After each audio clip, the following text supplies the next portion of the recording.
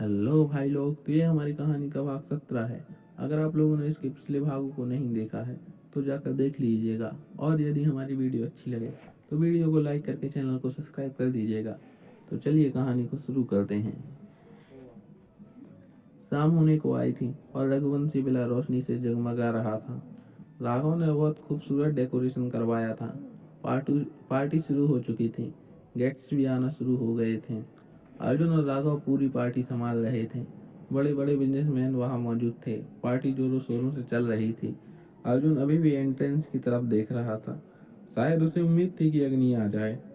मुंबई के बाहर under construction building. अग्नि उस हॉल में वापस आती है।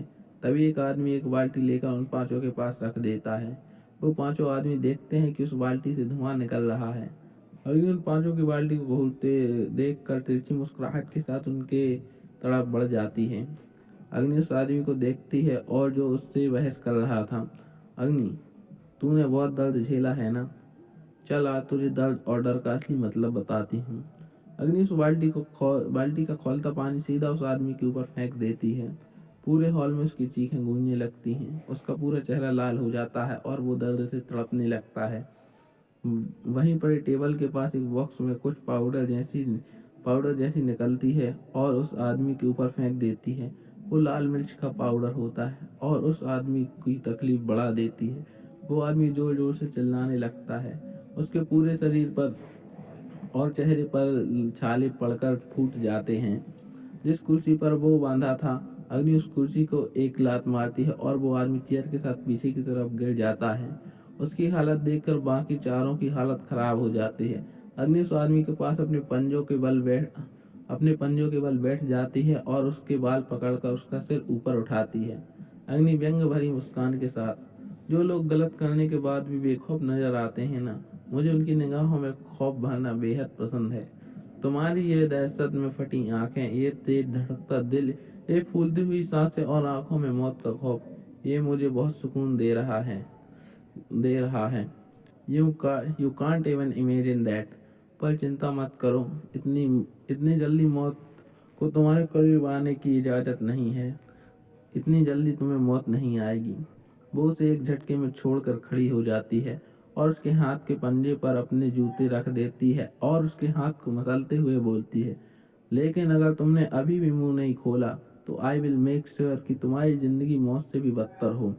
उसके हाथ को छाले होते हैं जो उसके पैर दबाते ही फूट जाते हैं। वो दर्द से बिलबिलाने लगता है। वो चीखते हुए कहता है, जो करना है करो, मगर मैं कुछ नहीं बताऊंगा। आशीष दानिश के कान में फुसफुसाया, यार ये तो सीधे सीधे डेविल को जगा रहा है। अब इसे कौन बचाएगा? दानिश, चुप कर गधे। अगर इसे अग्नि ने सुन लिया ना तो हमें कौन बचाएगा? अग्नि का गुस्सा उसकी बातों से बढ़ता जा रहा था। वो उस आदमी की तरफ पलट कर खड़ी हो जाती है और जो बाल उसके माथे पर आ रहे थे उन्हें एक हाथ से ऊपर करती है। एक झटके में पीछे घूमकर एक जोरदार थप्पड़ उस आदमी के मुंह पर मारती है। वो फिर गिर जाता है और उसके होंठ के किनारे से खून निकलने लगता है। फिर वो उसकी कॉलर और चेयर को पकड़कर उसे बैठा देती है और उसके सामने के चेहरे पर हाथों से ढककर बैठ जाता है। उसे हॉल में थोड़ी देर के लिए बिल्कुल सन्नाटा सा पसर जाता है। अग्नि बिल्कुल शांत बैठी थी। वो आदमी कंधे पर उठकर अपनी शर्ट से अपने मुंह का निकलता खून पोंछ लेता है और अग्नि को देखकर मुस्कुराता है। दानिश और आशीष एक दूसरे की तरफ देखते हैं, फिर अपने कंधे को उचका देते हैं। आदमी कराहते हुए, क्या अग्नि अगन्य रघुवंशी, बड़ी जल्दी हार मान गई तू तो। तुझे तो बस अक्खी मुंबई डरती है ना? कहाँ गया तेरा डर? यही तो तेरी औकात है। पर वो बोलते थोड़े अटेंशन में तेरा अक्खा सिस्टम हिला दिया है और तुझे लगा कि तू गुडॉन है। भूल गई तू एक औरत है, मर्दों के पैर की जुत्ती के बराबर भी। तभी वो आदमी दर्द से चीखने लगता है। पूरी हाल में उसकी दर्दनाक चीख गूंजने लगती है। आशीष और दिनेश उधर देखते हैं तो वो हैरान रह जाते हैं। अग्नि ने उस आदमी की हथेली पर पूरा चाकू घुसा रखा था। वो दर्द से झटपटा रहा था और अपने पैर फटक रहा था। अग्नि उसके चेहरे पर एक कुटिल मुस्कुराहट के साथ उसके हाथ में चाकू घुसाकर घुमाने लगती है। अग्नि, दोबारा मेरी हिम्मत और औकात की बात करने से पहले बार बार सोच लेना। हारना मैंने कभी सीखा नहीं, और मरने से पहले तू ये बात जान ले। और जहाँ तक औरत की है ना, तो भूल मत, मैंने आते ही तेरे हाथ खुलवा दिए थे। वो बात अलग है कि हाथ खुलने के बावजूद भी तू मर्दों के पैर की जुत्ती के बराबर बोला ना तूने। हम वो उसकी हथेली से चाकू निकाल कर उसकी एक उंगली काट देती है, और फिर लाल मिर्च का पाउडर उसके हाथ पर छिड़क कर कुर्सी से उठ जाती है। वो आदमी तड़पते हुए चिल्लाने लगता है। दानिश और आशीष से देखकर मुंह खोले खड़े थे। उस आदमी की कुर्सी पर दोनों हाथ टिकाकर उसे घूरते हैं। अगर तूने मुंह नहीं खोला तो तेरे शरीर का एक एक अंग इसी तरह अलग कर दूंगी और एक हड्डी चटका दूंगी। जब मूड बन जाए तो बता देना, तब तक मेरे लोग तेरी खातिरदारी करेंगे। वो पलट जाती है, उसके कपड़ों पर खून लगा था। दानिश और आशीष उसे पलटता देख कर सीधे खड़े हो जाते हैं। अग्नि, दानिश, इसकी चीखें बंद नहीं होनी चाहिए जब तक ये मुंह नहीं खोलता। वो अपना ब्लेजर हाथ में लेती है और गाड़ी लेकर घर की तरफ निकल जाती है। उसे याद आता है कि मुंबई में रहकर भी उसे सबसे झूठ बोलकर यहाँ आई थी। फ्लैशबैक। वो मीटिंग के लिए निकल चुकी थी, तभी उसके फोन पर एक कॉल आती है। अग्नि, बोलो।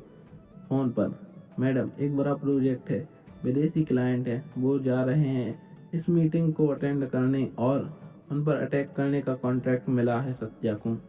अग्नि ये सुनकर चुप हो जाती है और गाड़ी रोकने के लिए ब्रेक लगाती है, पर ब्रेक काम नहीं करता। वो बार बार ब्रेक लगाने की कोशिश कर रही थी, तभी उसके सामने एक ट्रक लहराता हुआ आता है और गाड़ी की तरफ तेजी से आता है। वो एकदम से गाड़ी एक तरफ मोड़ देती है। ट्रक से गाड़ी की एक साइड को जोरदार टक्कर लगती है। इस टक्कर की वजह से अग्नि की गाड़ी से कंट्रोल छूट जाता है। गाड़ी की स्पीड तेज हो जाती है। गाड़ी अनबैलेंस होकर सड़क पर लहराने लगती है। तभी वो ट्रक ड्राइवर एक गोली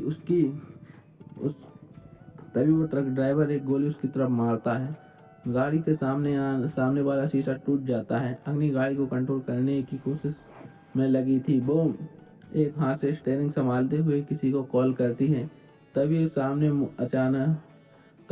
के मोड़ से अचानक एक बाइक उसकी गाड़ी की तरफ आने लगती है, जिसकी स्पीड काफी तेज थी। अग्नि उस बाइक वाले को टक्कर से बचाने के लिए स्टीयरिंग पूरी तरह से एक साइड घुमा देती है। बाइक वाला बचकर आगे निकल जाता है। अग्नि राहत की सांस ली थी, उसकी नजर सामने पड़ती है। अचानक स्टीयरिंग घुमाने की वजह से सामने एक बड़े से पेड़ से उसकी गाड़ी टकरा जाती है। गाड़ी का बोनट खुल जाता है, उसके सामने से धुआं निकलने लगता है। अग्नि का सिर भी स्टीयरिंग से टकरा जाता है। वो बेहोश हो जाती है। लगभग 5 मिनट के बाद 2 काली गाड़ियां वहां रुकती हैं। उसमें से एक काले कपड़े पहने हुए बॉडीगार्ड दानिश और कविन बाहर आते हैं। वो अग्नि को गाड़ी से बाहर निकालते हैं और उसे लेकर अंडर कंस्ट्रक्शन बिल्डिंग में आ जाते हैं और मीरा को बुला लेते हैं। वो अग्नि की ड्रेसिंग करती है। खून ज्यादा बह गया था, कमजोरी की वजह से उसे काफी लेट हो जाता है। काविन और दानिश उसी रूम के सोफे पर बैठे सो गए थे। अग्नि सिर पर हाथ रख कर उठती है और सामने दोनों को एक दूसरे पर लत कर सोता देख उसके होंठों पर एक मुस्कान आ जाती है। यहीं पर इस बात का अंत होता है। अगर आप लोगों को हमारी कहानी अच्छी लगी हो तो वीडियो को लाइक करके चैनल को सब्सक्राइब कर दीजिएगा। मिलते हैं नेक्स्ट वीडियो में।